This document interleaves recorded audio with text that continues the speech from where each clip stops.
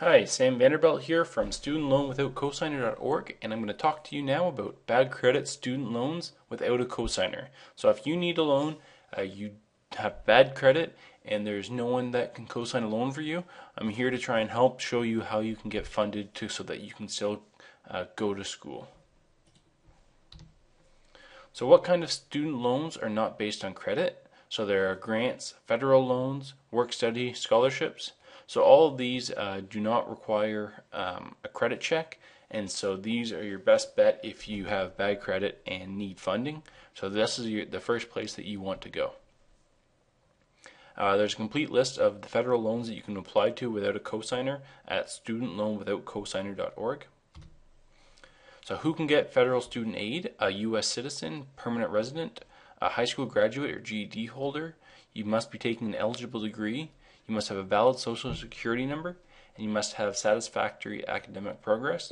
And as I mentioned, credit history is not required for federal aid. So how do you apply for financial aid without a cosigner? You fill out the form at fafsa.ed.gov.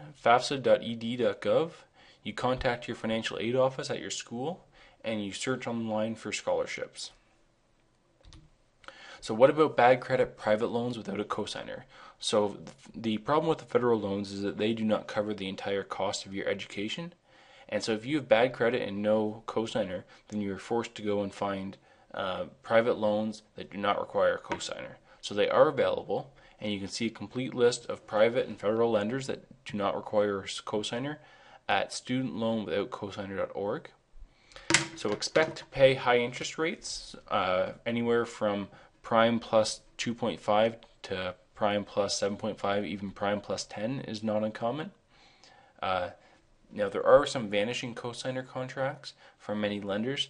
So what this means is that the cosigner is on the hook only for the first 6 payments. So if someone makes the first 6, 12, or 24, whatever the contract is, if the borrower makes each of those monthly payments, then the cosigner is no longer on the hook.